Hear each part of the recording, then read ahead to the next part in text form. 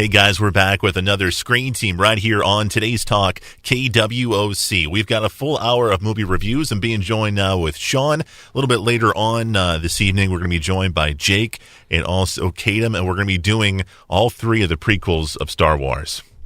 That should be fun.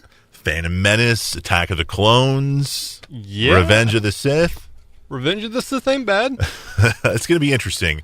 I'm a huge fan of Star Wars, not so much of the prequels, but we got guys like Kadam in there who has never experienced them before, so we'll be getting kind of his take on them. Has he watched any of the other Star Wars before? Yes. The only one he hasn't watched yet is number 7. Okay. So, so let's talk about your movies. Yes. You've picked some heavyweights here. Yeah. I watched the Oscars telecast, and I realized that I hadn't really seen any of the Best Picture nominees. Yeah.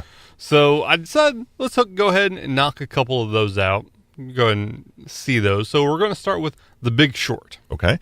We're also going to be doing the movie that was the Best Picture of this year, Spotlight. Yes. And then we're going to like a totally different direction. Something that's not going to be in the Best Picture discussion, X-Men Apocalypse. Okay, cool. Let's start off with The Big Short. This is a film that came out in 2015. It's a comedy, but it's a black comedy. Yes, very much so. It goes on the dark side of things quite a bit. And it's interesting because The Big Short's a comedy, but it's also kind of dramatizing real events. And these real events have to do with the housing market that crashed in 2008, right? Yeah, that led to the Great Recession, I believe is the nomenclature now. It details some of the backstory of that. I thought this was a really good movie. I thought it was a great movie. I did. I mean, because they get into a lot of technical jargon, which admittedly kind of went over my head. They did have real funny kind of inserts where they would try to explain it, but they'd use Margot Robbie in a hot tub trying to explain it. Mm-hmm. Selena Gomez and some old guy who I didn't know were playing craps trying to explain it. They had like a chef explain it too. Yeah, I think Anthony Bourdain trying to explain it. Yeah. Those are real good, and that kind of helped you a little bit, but it still was like, this is all Greek to me. And that still went over my head, but that didn't in any way stop my enjoyment of the film. It still told a real good story from front to back with a lot of kind of differing plot lines that intersected in key points. I thought this movie was just so creative.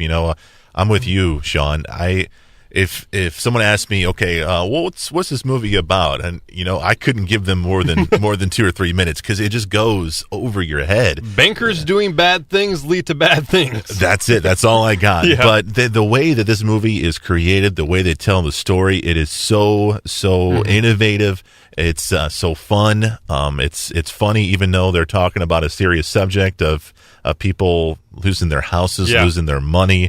It's a serious subject, but the take is really, really well done. Yeah. The script is great. Oh, excellent. There's a lot of real funny dialogue throughout, including from some. I didn't think Christian Bale could be that funny. Mm-hmm. Yeah, I'm used to him in his more dramatic roles. Yeah. But I thought he was real funny in this. Steve Carell, obviously, real funny. Yeah. I thought Ryan Gosling was hilarious. kind of, that kind of hit me out of nowhere too. That was real good. Yeah. Brad Pitt, he's real kind of front and center in the advertisements, but he's really more of a backseat player. Yeah. Through it, and he was real good, including having a few just kind of lines that hit you real hard.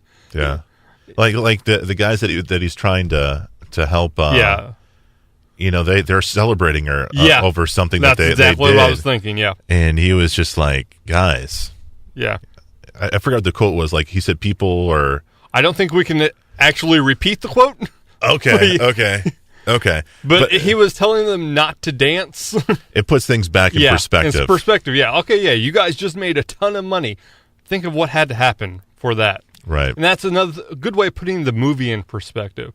Because, these guys made off with millions of dollars. At what cost, though? Yeah, these guys, we want to let you guys know that these guys, half a dozen group of people, they were smart enough to see what was happening, that the housing collapsing was going to happen within the next year and a half, and and they saw it and they put it to their advantage. Yeah, they shorted it, which is a stock market term that I'm not even going to try to get into because I will butcher it invariably. But they basically played it to their advantage, and were able to make a lot of money off it. And spoiler alert, but that's kind of the movie's called The Big Short. But I don't think it gives anything. No. Way. It'll still be a very enjoyable movie. This movie was directed and written by Adam McKay. Mm-hmm. He won best adapted screenplay or best original screenplay for this particular film. For those who don't know, Adam McKay has done a lot of Will Ferrell movies. Mm-hmm. This is like his first Oscar-worthy kind of performance, and he did a great job with it.